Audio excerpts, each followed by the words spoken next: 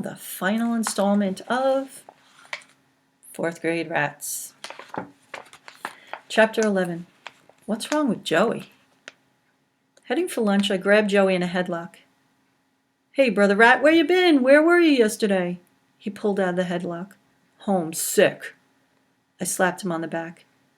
Oh, rats don't get sick. I nudged him. Know who I walked to school with today? Should I care? I pushed him. Come on, man, you know. Hey, did you see me with the spider, huh? He shook his head. No? Man, you're missing it all. I shook him. You be proud of me. He didn't look too lively. Hey, Brother Rat, you still sick? We sat at our old spot in the lunchroom. I plunked my paper bag in front of him. Notice anything? He gave me a teeny grin. No more elephants. And look, I opened my sandwich. I held it under his nose. Look familiar? He turned away. B-A-L-O-N-Y, baby. E-Y, he said. Whatever, it's meat, right? M-E-A-T? I feel like I'm about 16 already. I can feel myself growing. He gave me a little snicker snort. I ain't kidding, man. Just sitting here now. Can you tell me? Can you tell? You were right, dude. Didn't take nothing. Number one, I'm doing it. I slapped the table. I ripped off half of my sandwich in one bite. I'm doing it.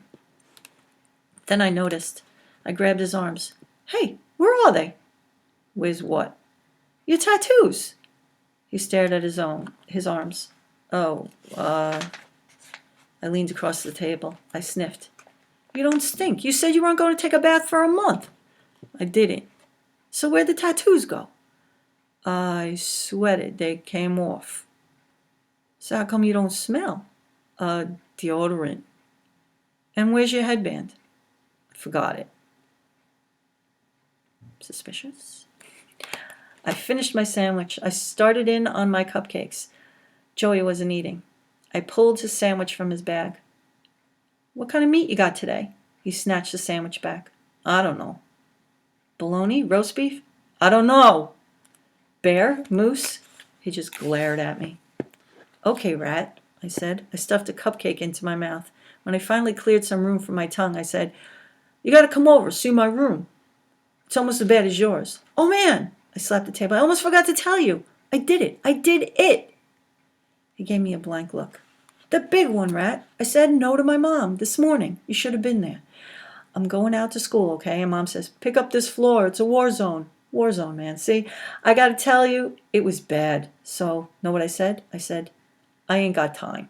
So she said, make time. And I said, no. N-O, baby. And I'm out the door. I did it. I held out my hand for him to slap. He didn't slap. Know what else? She said. Come right home after school. I'm telling you, I ain't. I scarfed down another cupcake. I'm thinking, I got to get my mom trained like yours. He wasn't talking, wasn't eating, nothing. I snatched his sandwich. I shot my chair back so he couldn't reach me. I tore the wrapper off. I opened it. Couldn't believe my eyes. I gawked at him. Peanut butter and jelly? Where's the meat? He just stared for another minute. Then he got up and walked away. Left his lunch there. Me holding his lunch. He just walked away. Interesting. Chapter 12. Me and Judy Billings. After school, I walked Judy Billings home. She asked if I wanted to come in for a popsicle. I said sure. I wasn't too anxious to go home anyway, with my mom waiting for me. As she opened her front door, something gray streaked past my feet. Oh no! She screeched. Muffy, get back here! Muffy! The cat was already 5 houses up the street. Judy stomped her foot. Oh, I hate that cat. She always does this. She slammed the door shut. We took off after the cat. Whenever she does this, Judy huffed as we ran, she goes up a tree. No sweat, I told her. Sure enough, 2 blocks away, there was Muffy, up a tree. Pretty far up, out on a limb. Look familiar?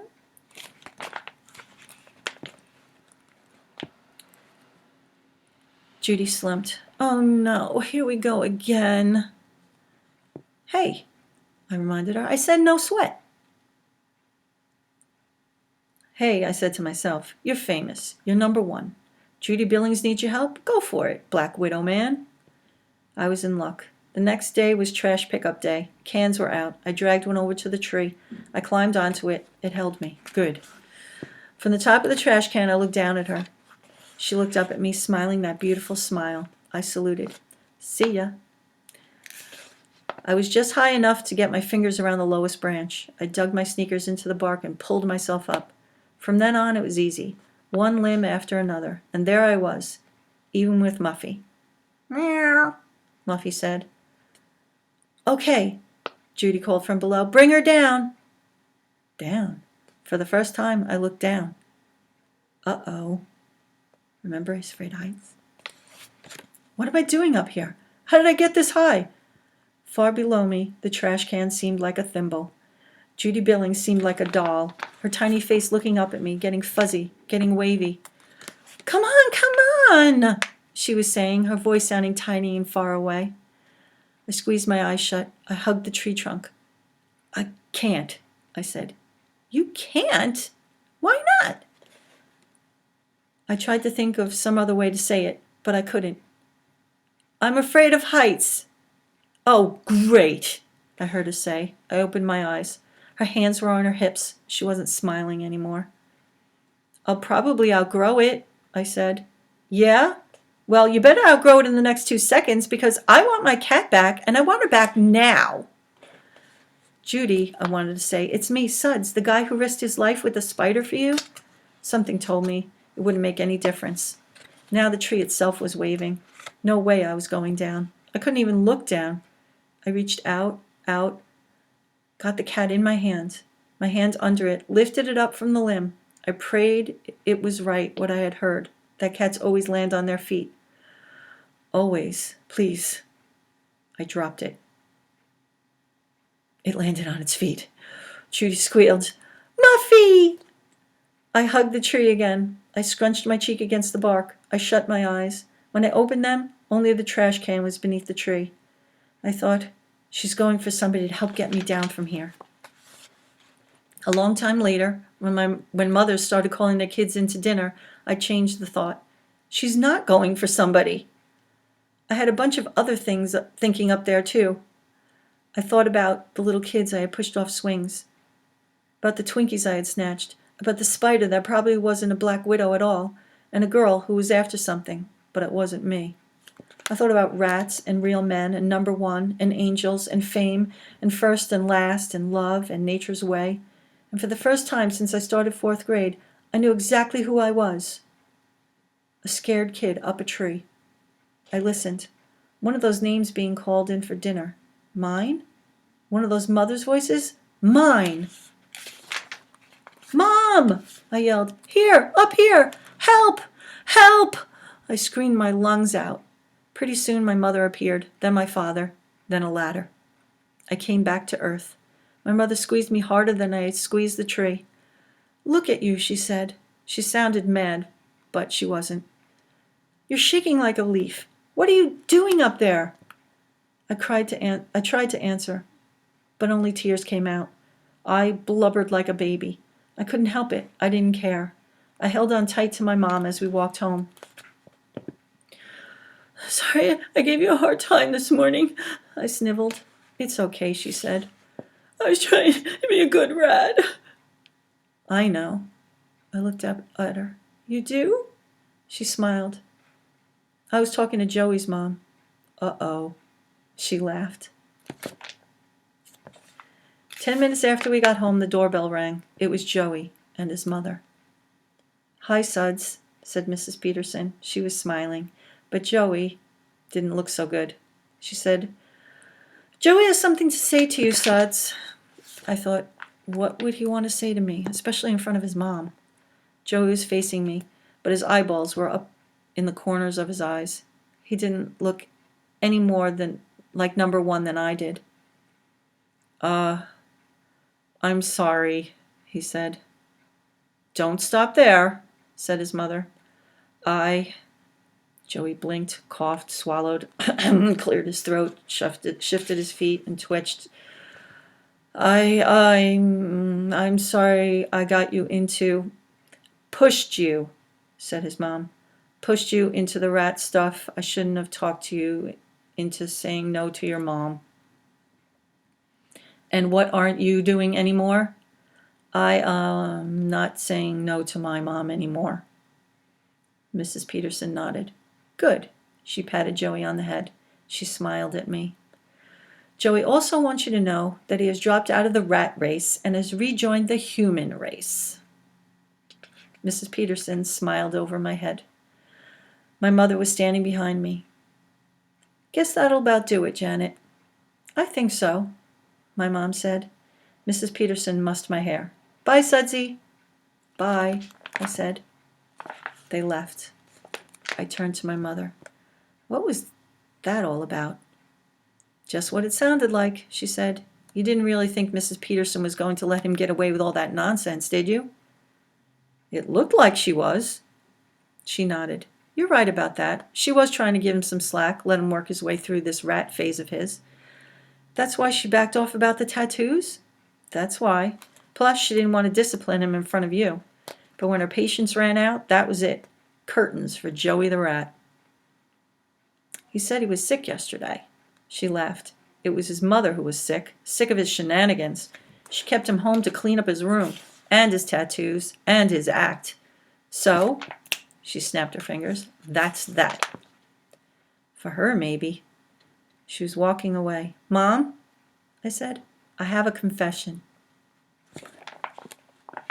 Chapter 13, Confession. My mother turned. Her eyebrows went up. That's so? Yeah, I said. Maybe Joey did sort of push me, but the last couple of days, it was all on my own. She sat on the edge of the sofa. I see. Anything else? Confession is good for the soul, you know. Well, there was another person in it, sort of. I see. She crossed her legs, folded her arms. A girl. She nodded. Would her initials be JB by any chance? I was shocked. How did you know? You've been in love with Judy Billings since first grade. How did she know that? Well, I said, something happened with her, and I guess I went a little crazy. I see. Well, anyway, I think I'm through with her. My mom nodded. I imagine she'll survive. She sat back in the sofa. She just smiled at me for a while. Mom? Yes? There's more. Is there? Yeah. You know, when I was a rat there? Before you went up the tree? Yeah, well, I mean, I was really a rat. You wouldn't believe it. No? I took stuff from little kids. I pushed them off swings. I got detention at school because I wouldn't stop laughing. I rang doorbells. A regular rip snorter. Yeah. And Mom? Yes? It was me that took all the Klondike bars. Her eyebrows shot up. Every one? Yeah, totally. She shook her head. She was dumbfounded. I'm afraid to ask if there's anything else. Anything else? Anything else? Yeah, there was something else. Something still stuck inside me. What was it? I didn't know. Can't think of anything else, I told her. She reached out and took my hand and squeezed it. Well, rat or no rat, your mom still loves you. There! Mom, I know now. Something else. When I was being a rat, I thought I was having a great time, but I wasn't. I was having a rotten time. I thought of the faces of the little kids that I had pushed around. It's like the other kids thought I was a big deal or something, but I didn't like myself, Mom. My lip quivered. It was no fun being a rat. My mom's face was blurry as she came toward me and pulled me to her. She stayed like that. We stayed like that for a long time. I heard her sniffling. After a while, she said, Remember when you said being a rat was the first step to becoming a man? Yeah? Well, I was just thinking it's kind of funny. As soon as you stopped trying to be a man, you became one. In a nice little way, I might add. How's that? Your confession there. Taking blame on yourself, admitting you were wrong. That's grown-up stuff. Really? She hugged me. Really? Well, I said, from now on, I'm going to be a kid. That's enough. She laughed. That's plenty. Suddenly I remembered. Winky! I bolted out the back door. I searched the yard. Nothing. I tore the lids off the trash cans. Nothing. Gone. No. My mother's voice came from the doorway. We thought you might change your mind. I stared at her finger which was pointing upstairs. I dashed past her up the steps into my room. There he was, my one-eyed teddy bear, sitting on my pillow. Chapter 14. Me and Dad. I guess I should mention one other thing to wrap up the story. It was a couple days later, a Saturday, my dad's day off. I came back from playing outside and saw him in front of the VCR. I asked what he was watching.